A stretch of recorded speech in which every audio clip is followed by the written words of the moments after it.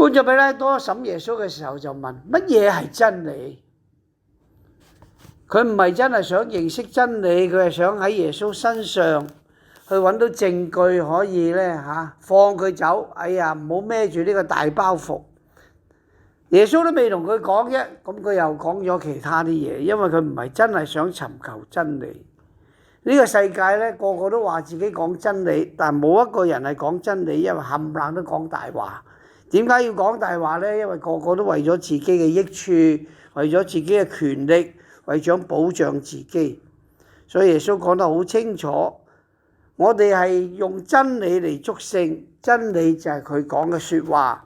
所以保祿宗徒亦都講得好清楚，我哋要好好咁聽佢所講嘅説話。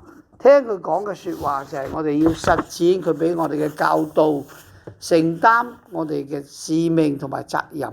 咁樣我哋就能夠真正明白同埋實踐到真理，所以使到呢個世界能夠變得更好，唔係乜嘢人做咗啲乜嘢，講咗啲乜嘢，而係我哋點樣能夠真正咁被真理而祝聖。